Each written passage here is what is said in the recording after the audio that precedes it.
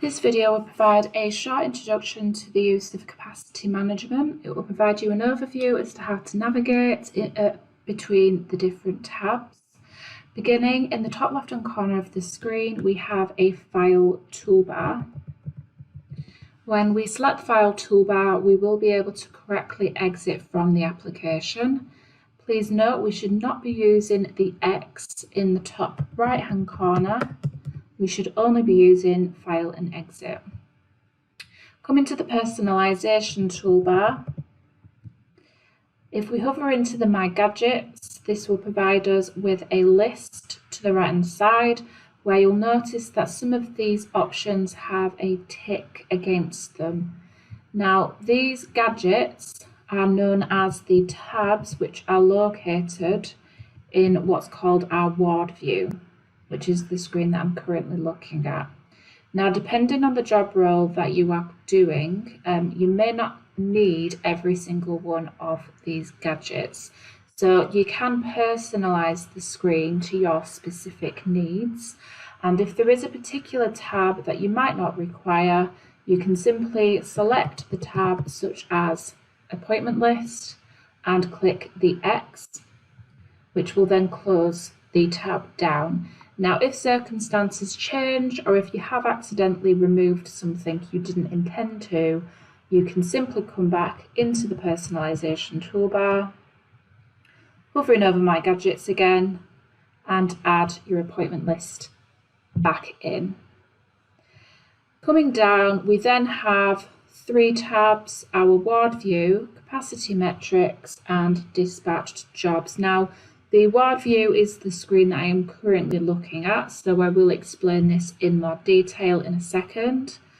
Coming to capacity metrics, this will provide us an overview of a particular ward, whichever ward we are currently looking at in the system, where we can see things like the average length of stay, how many transfer jobs has been requested, custodial jobs such as whether we've requested an infection clean for that ward, transport jobs for the porters, and discharges. Into the dispatched jobs tab, porters as well as domestic staff do use capacity management. If we were to request porters maybe to move a patient or deliver a piece of equipment to the ward, this is where all of those porter jobs will come into. So from the transport list tab that I'm currently looking at, you'll be able to see a full list of every job that we have requested a porter to complete. And this will be trust-wide. It won't just be the specific ward that you might be working on. However, you can create what's called custom lists, which will allow you to then filter the amount of jobs that you might be looking at. The times that you might need to use this particular list is if you have requested a porter and then decide afterwards that you might not actually require that porter anymore. This will allow you to cancel the job from here. Moving into the second tab within the dispatched jobs, which is the domestic services list. We only use this for infection clean processes. So again, if you have requested an infection clean, you'll be able to see your job in here where you can then cancel if need be. Coming back into the ward view now. The ward view, again, is where we can see all of the different tabs that we have available. It is in two screens, so we've got a screen at the top and a screen at the bottom. In the top screen, this tends to show an overview of the trust as a whole, the facility that we might be looking at, such as St Luke's Hospital or Bradford Royal Infirmary. In the bottom section of the screen, we will just see the specific ward that we want to see. Now, at the moment, I'm not able to view anything, and this is because it is the first time I've logged into capacity management. Now, when you do get your logins, if you're a complete new staff member to the trust, the first time you ever log into capacity management, this is what you will be looking at. And it is because you need to first tell the system which facility you want to be able to view such as St Luke's, BRI or Westwood Park, etc. So to do this, we are going to come to what I call the location bar, and it looks like a building icon, but when you hover over it, it will tell you to select a location. So I'm going to select that, and you can see the different facilities that we have available now. And I'm going to select the Bradford Royal Infirmary, which will then load up the tabs at the bottom, as you can see. Now, if I just come to the bed bar tab at the bottom of the screen, because I am just focused on Bradford Royal Infirmary as a whole, I am able to view every single ward within Bradford Royal Infirmary. Now, if, for example, you did just want to see a particular ward, then you can begin to filter this down further. But if you're a bed manager, for example, you might wish to keep this view as it is, so that you've got an overview of every ward within the hospital. But to filter this down, you have an arrow button located next to Bradford Royal Infirmary. As soon as you select that, if you had different buildings within Bradford Royal Infirmary, you'd be able to click between these. I am just going to select the main building. Now, of course, I am still looking at the hospital as a whole now, so I'm just going to come to the arrow that is now next to main building, which will then allow me to select which ward I wish to see. So I've selected Ward 9, which you can see down in the bed board. This is now the ward that the system is focused onto. Now, explaining the different tabs that we have and what these are all intended for, we have a pre-admit list tab. The pre-admit list is where your acute or non-elective admissions will show. So these will be patients that potentially might be coming in from accident and emergency. Once a decision has been made that the patient requires an admission onto the ward, the staff down in A&E will request a bed for that patient, and that patient will then appear in the pre-admit list tab, ready for a bed to be reserved, so that we can begin to transfer them onto the ward. But we might also see patients that might be coming from the GP direct. When the GP contacts the trust to advise that the patient is on the way in, we will be able to take the minimum information for that patient and again pre-admit them in the pre-admit list, so we can see clearly who we are anticipating to arrive. Coming into the transfer list, we can then see a list of not only the patients that might be getting transferred around the trust, so they might be going from a ward to the theatre, or they might be going to one ward to another ward, but we can also see our elective admissions. So these are patients that will have maybe come in through an outpatient appointment, they've seen the doctor and the doctor's decided that the patient needs a surgery. So they've been scheduled in for that surgery, and the surgery is today, and the patients will show in the transfer list ready to be admitted when they physically arrive. Discharge list will show patients that are coming up ready for their discharge, but it will actually show all patients that have at least an estimated discharge date on their details. Throughout the following videos that we are going to show you, it will go into more detail as to each of these tabs. So do bear with us with that. Now, the appointment list will show any appointments that all of the patients have who may be arriving to Ward 9, for example. So this could cover things like a ward attender. You'll be able to see your ward attenders showing up in this list. The final tab at the top is the equipment list, and this is where you would be able to request maybe a mattress, if you need a new mattress bringing to the ward, if you need specimens collecting from the ward by a porter. This will allow you to request any type of equipment.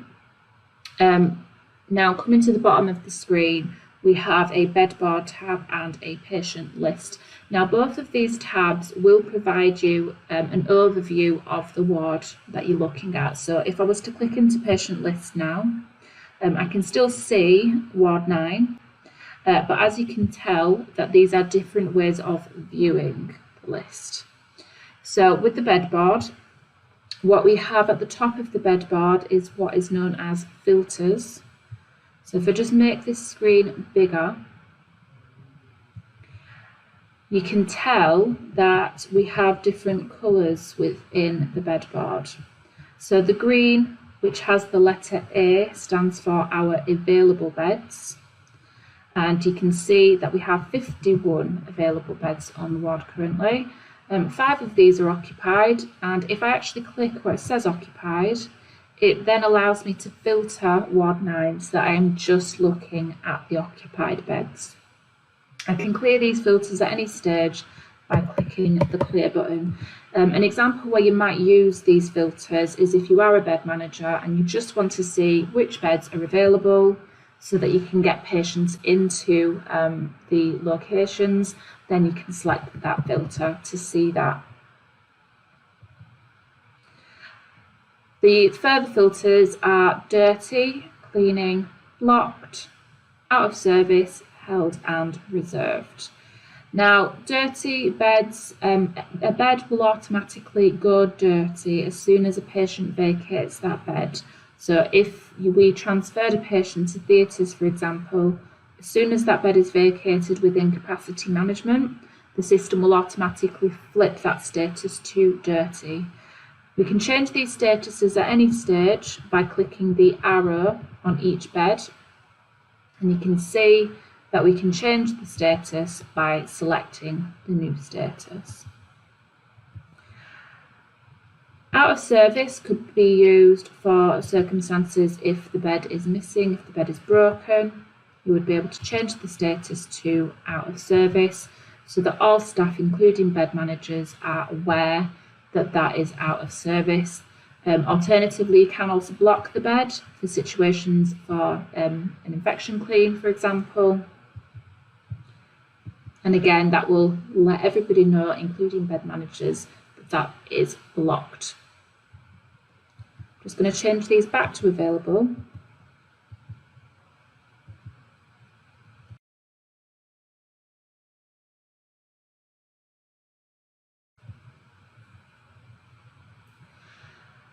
Coming down into the bed board, we've also got this patient list, which is a drop down.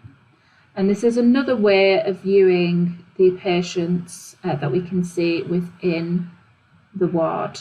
If I was to click onto this patient, it will then highlight the patient and exactly where they are located currently within the ward. So this is an easy way of finding the patients. Now you might have noticed that for the occupied beds, even though we can see that they're occupied, we still are not able to see the patient's names unless we are looking and focused on the bed in the system. This is for information governance reasons. If we were looking at capacity management on a large screen located on the wards, then to protect the patient's information, their details will not be showing up on the list. We also have icons available. These are actions that you can do against a specific patient. So if I wanted to go into this patient's record, I can click onto the letter P and it will automatically take me into that patient's record.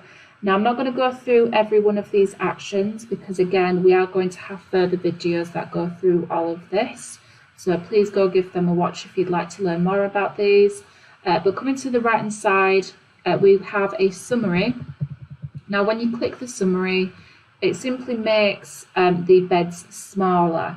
Now the intention of this, if I just clear my filters, is you can see that this particular ward is quite a large ward. So when you do have a detailed view, for example, you will have to scroll to be able to see every single bed. This can sometimes make it a little bit difficult to have a full view as to what's going on. So in some situations, you might prefer to view the summary of the ward to make it a little bit easier. Alternatively, you have a collapse ward option. And this will actually minimize all of the beds. And this will just allow you to see a complete overview of the ward in question now. So I can see that there is currently 17 available beds. 5 of these are occupied. There is no dirty beds. No patients are currently reserved in any of the beds. Targeted would be if a patient is intending to come to the ward, but we haven't reserved them a bed yet, so they're just targeted. And held is any beds that are held for a patient who may be in theatre, for example. As soon as I select to expand the ward again, it will bring all of my beds back. Next icon we have is a global search, which will allow you to search for any patient that is still admitted within capacity management. So you can search for the patient using the forename, the surname, or the medical record number, and it will then pull up with that patient and where they are currently located. Finally, we have a priority beds section. If you had a bed that might be coming available soon, such as an occupied bed where the patient might be getting discharged, you would be able to click where it says modify priority bed assignments, and you can drag the bed by selecting it and drop that into this box. And as soon as you press OK, that enters that bed into the priority beds, and this makes it clearer for bed managers who might be trying to keep an eye on the trust as a whole. They'll be able to quickly identify which beds will be coming available soon.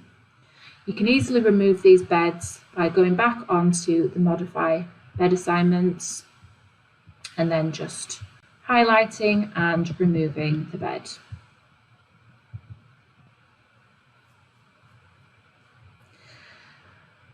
The final thing I'm going to show you is just the information against the beds themselves.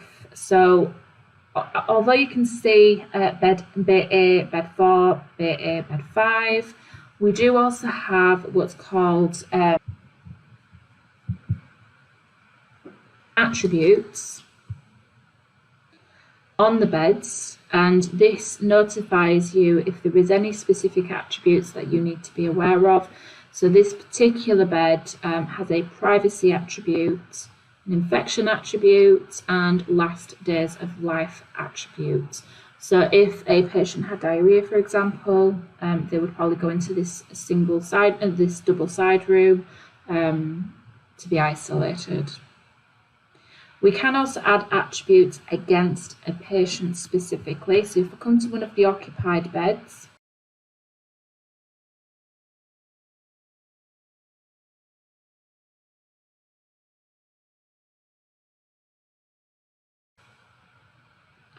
and click onto the action for the attribute,